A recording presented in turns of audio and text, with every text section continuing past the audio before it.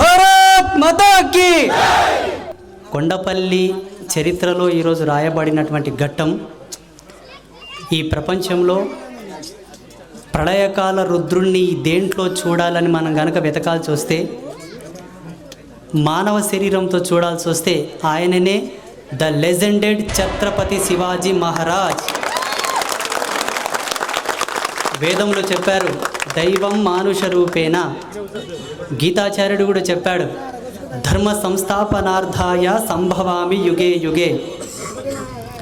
ఎప్పుడైతే ధర్మానికి గ్లాని కలుగుతూ ఉంటుందో అప్పుడు భగవంతుడు ఒక మనిషి శరీరం తీసుకొని వస్తాడు అని. ఆ సమయంలో ఆనాటి కాలంలో మన భరత జాతికి మన ధర్మానికి విఘాతం కలిగించడానికి కొంతమంది ముష్కరులు, నరరూప రాక్షసులు దేవుడు మనిషి రూపంలో వస్తాడని చెప్పారు ధర్మశాస్త్రాల్లో. రాక్షసులు కూడా మనిషి రూపంలో వస్తారని చెప్పేసి ఆ కాలంలో బతికిన వాళ్ళు, జీవించిన వాళ్ళు చూశారు. భగవంతుడు మన యందు చల్లగా చూశాడు. ఈ టెక్నాలజీ కాలంలో పురుడు పోసుకున్నాం మనమందరం. ఇప్పుడు ఉండేటటువంటి శాంతి భద్రతలను, ఇప్పుడు ఉండేటటువంటి భద్రతా ధర్మాలను బట్టి మనమందరం సుఖంగా 3 పూటలు తిని కంటి నిండా కూరుకుపోతున్నాం. అప్పుడు ఆ పరిస్థితులు లేవు. కౌలమంతా కూడు కడుపులు వేసుకుందామన్నా గుండె దడదడలాడేది. ఆ సమయంలో మనందరికీ నేనున్నానని వెలుగునిచ్చే సూర్యుల్లో వచ్చాడు ఛత్రపతి శివాజీ మహారాజ్.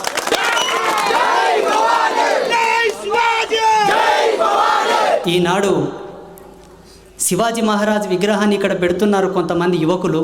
ఎందుకోసం పెడుతున్నారు? ఏం లాభం? ఒక గుడిని కడితే, ఒక దేవుని పెడితే, మొక్కితే మనకు వరాలు వస్తాయి, ఆపతులు తీరుతాయి. ఆయనని పెడితే ఏమొస్తుందని కూడా చాలామందిలో ఉండినటువంటి సందేహం. భగవంతుడు కరుణించవచ్చు, కరుణించకపోవచ్చు. అది ఆయన మనసుకు సంబంధించింది. భగవంతునికి తగినట్లు మనం నిష్ఠగా ఉండి సదాచారం పాటిస్తే తప్ప ఆయన అనుగ్రహించడు, వరాలు ఇవ్వడు. భగవంతునికి పక్షపాతం లేదు.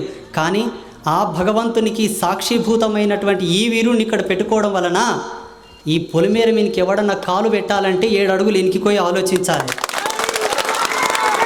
ఎవడు వాడు? అటువంటి వాడు ఎవడు వాడు? పెహల్గావ్లో 2 భార్యాభర్తలు ఇట్లా సెల్ఫీ తీసుకుంటుంటే దగ్గరకు వచ్చి ఇట్లా గన్ను పెట్టిండు. చెప్పు నువ్వెవడవు అంటే ఏంది? ఆడా మగా అని అడగలేదు. నీవు ఆడదానివా మగాడవా అని అడగలేదు. నువ్వు మనిషివా పశువా అని కూడా అడగలేదు. నువ్వు దేవుడవా రాక్షసుడవా అని కూడా అడగలేదు. పోనీ నువ్వేమన్నా రెడ్డివా, కాపువా, మాలవా, మాదిగవా, దాసరివా, కుమ్మరివా, కమ్మరివా అని అడగలేదు. చెప్పు నువ్వు హిందువా ముస్లింవా? 2 మాటలు, 2. నువ్వు తుర్కోడవా హిందువా? చెప్పు. ఉన్నట్లు చెప్పాలి కాబట్టి నేను హిందూ. సెకండ్లోనే పుర్రె మొత్తం పేలిపోయింది. అటువంటి నరరూప రాక్షసులు ఈ పొలిమేర లోపల రావాలంటే రాముడు కృష్ణుని చూసి బెదురుకోరు, ఆయనను చూసి భయపడతారు. అటువంటి మహనీయుని ఈరోజు మనం కొండపల్లిలో పెట్టుకున్నాం కాబట్టి ఆ మహనీయుని ప్రతిష్టకు కంకణబద్ధులైనటువంటి యువకులకు ఒకసారి గట్టిగా చప్పట్లు కొట్టాలి, ఇంకా గట్టిగా.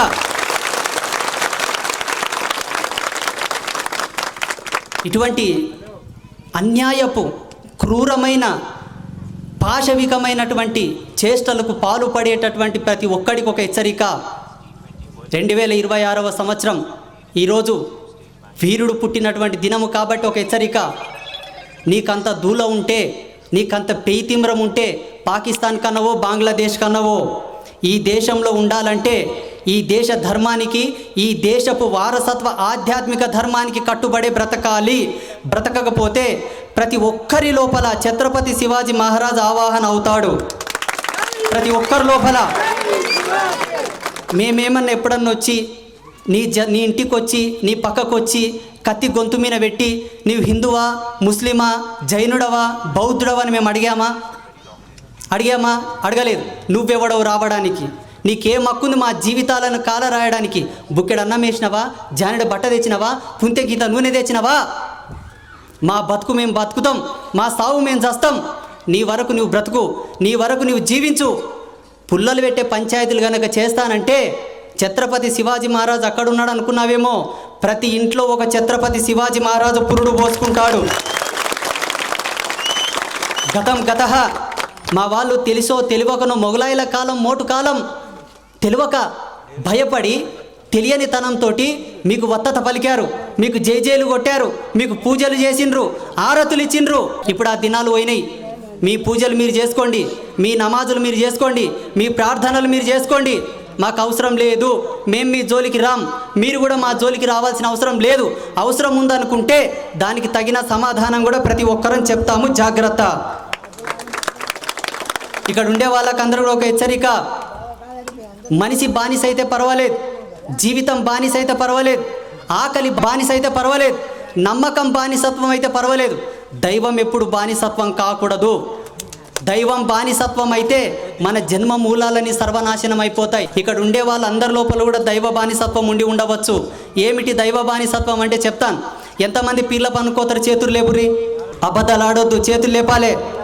పీర్ల పనులకు ఎంతమంది పోతారు? చేతులు లేపండి. ఎంతమంది ఉరుసులు చేస్తారు, కందులు చేస్తారు? చేతులు లేపండి. మీరు చెప్పకపోతే నాకు అన్నీ తెలుస్తాయి.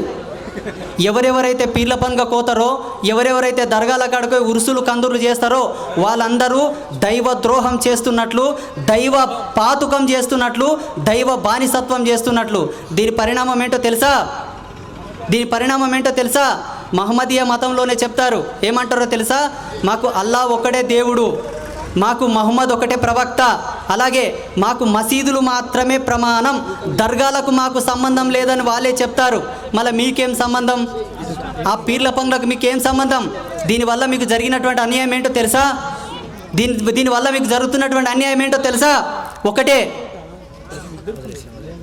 హిందువుల దేవుళ్ళ లోపల సత్యం లేదు, హిందువుల దేవుళ్ళ లోపల పటుత్వం లేదు, హిందువుల దేవుళ్ళ లోపల పవిత్రత లేదు. అందుకే మా దేవుళ్ళ దగ్గరకు వస్తున్నారు బిచ్చగాళ్ళలాగా, గతి లేని కొడుకులను నవ్వుకుంటున్నారు అవతరోళ్ళు. మీకేం గతి లేదని పోతారు? మీకేం తక్కువ చేశారు? మా ఋషులు ఏమైనా తక్కువ చేశారా? మన గురువులు ఏమైనా తక్కువ చేశారా? మాతా మాణికేశ్వరి మాత మహాయోగిని, నిరాహార యోగినిలా ఉండి 72 సంవత్సరాలు అన్నపానీయాలు వదిలేసి మీకోసం తపస్సు చేసింది. మంత్రాలయం రాఘవేంద్ర స్వామి చేసిలేడా? బ్రహ్మంగారు చేసిలేరా? ఇటువంటి చర్యలు చేయడం వల్లనే, ఇటువంటి పనులు చేయడం వల్లనే మొన్నటికి మొన్న కండ్ల ముందల్లే పెహల్గాంలో వచ్చి చెప్పారు, కల్మా చదువుతావా చచ్చిపోతావా. రాని మనం కల్మ ఏం చదవాలి? మనం ఏమైనా తుర్కోలమ చదవనికే? మనకు రాదు. వేదాలు చదవమంటే చదువుతాం, మంత్రాలు చదవమంటే చదువుతాం, భజన చేయమంటే చేస్తాం, కీర్తనలు వాడమంటే పాడతాం. కల్మా చదివితేనే బ్రతకనిస్తాం అన్నారు. ఏం అవసరం? వాళ్ళని చేసేది ఏం అవసరం? మనం వాళ్ళకు పూజలు చేసేది ఏం అవసరం? ఈరోజు కొండపల్లికి నన్ను పిలిచారు. శివాజీ విగ్రహం ఆవిష్కరణ చేస్తాడు ఈ స్వామి అనుకున్నారేమో. ఈ రోజటి నుంచి ఏ ఒక్కరు కూడా పీర్ల పండుగకు పోయినా, దర్గాల కాడికి పోయినా నేను చేయాల్సింది చేసే పోతా. బాగా గుర్తుపెట్టుకోండి, ఇది మాత్రం పక్కా హెచ్చరిక. ఏం చేస్తావు స్వామి? ఏం చేస్తావు? ఏం చేయను, ఒకటే చేస్తా. ఏం చేస్తా అంటే, నష్టన బొట్టు పెట్టుకున్న వానికి జీవధర్మ సిద్ధాంతం ప్రకారంగా కొన్ని ప్రమాణాలు నేచర్ పంపుతుంది. నడుముకు మొలతాడు కట్టుకున్న వానికి ప్రకృతి ధర్మం ప్రకారంగా కొన్ని రిజర్వేషన్స్ వస్తాయి. నేను పరమశివునితో తపస్సు చేసి చెప్తా, వాళ్ళకన్నీ కట్ చేసేయని చెప్తా సీదా. ఆ రైట్స్ నాకున్నాయి. భగవంతుని యొక్క అనుగ్రహం చేత ఏ జన్మలో పుణ్యం చేసుకున్నానో, నాకు పెద్దలు చేసిన పుణ్యమో, నా వంశంలో ఎవడు పుణ్యం చేశాడో, భగవంతునితో మాట్లాడి భగవంతుని అనుసంధానం చేసుకునేటటువంటి ఆ నిగ్రహ శక్తి నాలో ఉంది. కాబట్టి అంత ధైర్యంగా మీకు వార్నింగ్ ఇస్తున్నా. ఒకవేళ మీ జీవితాల్లో ఏమైనా కష్టాలుంటే, మీకేమైనా సమస్యలుంటే, మీకేమైనా ఆపత్తులుంటే, మన దేవుళ్ళు లేరా? 33 కోట్ల దేవతలు ఉన్నారు. పూజించుకోండి, కొలుసుకోండి, ఆరాధించుకోండి, తపస్సులు చేయండి, వ్రతాలు చేయండి, నోములు చేయండి. లేదు మేము యాటల్ని కోసుకొని తింటాం అనుకుంటే, ఎల్లమ్మ తల్లికి గోయిరి, మసెమ్మకు గోయిరి, కోట మసెమ్మకు గోయిరి, మారేమ్మకు గోయిరి, ఎన్ని కోస్తారు కోయిరి. ఏంది మీరు చేస్తున్నది? మీరు ఏంది అసలు? చరిత్ర ఎంత అన్యాయమైనటువంటి దాష్టికానికి గురి అయిందో మీకు తెలుసా?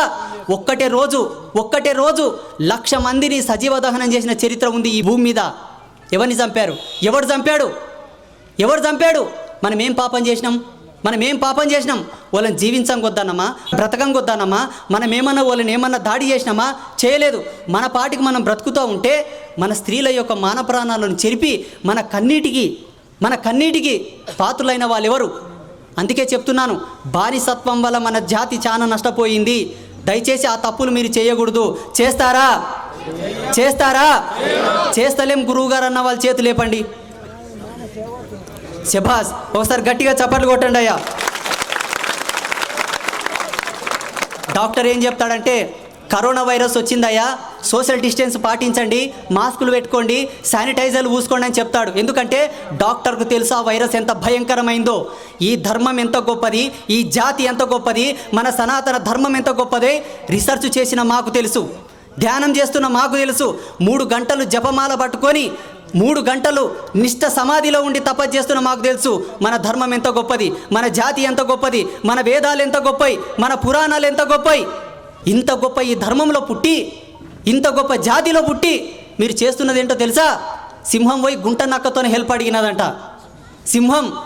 సింహం యొక్క జూలును చూస్తే భయపడాల్సింది పోయి ఒక నక్కతోను పోయి సహాయం అడిగినటువంటి చేష్టలు మీరు చేస్తున్నారు. కాబట్టి అవసరం లేదు, మీరు అటువంటి తప్పులు చేయకూడదు అని సవినయంగా, మర్యాదపూర్వకంగా, ప్రేమపూర్వకంగా, ఆధ్యాత్మిక విశ్లేషణ పూర్వకంగా మిమ్మల్ని అడుగుతున్నాను. దయచేసి ఆ తప్పులు చేయకండి.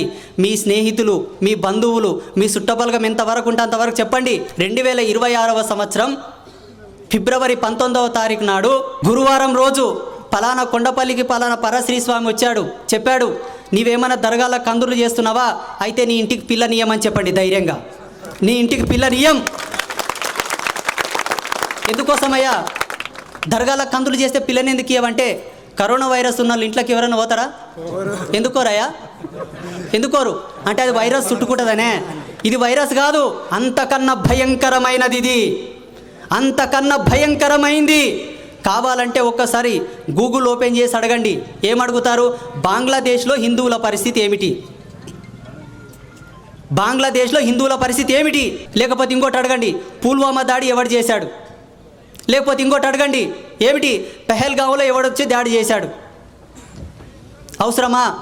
అవసరమా? మన జాతి గొడ్డు పోయిందే, మన వాళ్ళు లేరా? ఏం తక్కువైంది మన ధర్మంలో? ఏమి లేదు. ఒకవేళ మీకు ఏమన్నా లోటు కనిపిస్తే అంబాత్రయ్య క్షేత్రంకి రారి, పరాశ్రీ స్వామి అని ఒక వ్యక్తి ఉంటాడా, ఆయన వచ్చి అడగండి, ఏమయ్యా మీ సనాతన ధర్మంలో ఇది తక్కువైంది, తెచ్చిపెట్టని అడగండి, నేను తెచ్చి పెడతా. ఇవన్నీ మీకు చెప్పడానికి గల కారణం ఏంటంటే ఒకే ఒక్క కోణం, మనం ఎవరి జోలికి పోము, ఎవరి మత విశ్వాసాలను మనము రెచ్చగొట్టము, అందరినీ మనం గౌరవించాం, ఆదరించాం, అందరినీ ప్రేమించాం, అందరినీ హక్కున చేర్చుకున్నాము. కాబట్టే ఈ దేశంలో మన గుడుల కన్నా, మన మందిరాల కన్నా వాళ్ళ ప్రార్థన స్థలాలే ఎక్కువైపోయినాయి. లేకపోతే అవుతుండేనా? బంగ్లాదేశ్లో హిందువుల గుడులు ఉన్నాయా? పాకిస్తాన్లో హిందువుల గుడులు ఉన్నాయా? ఇజ్రాయిల్లో హిందువుల గుడులు ఉన్నాయా? లేవు కూడా. ఉంటే కూడా అక్కడ బ్రతకరు.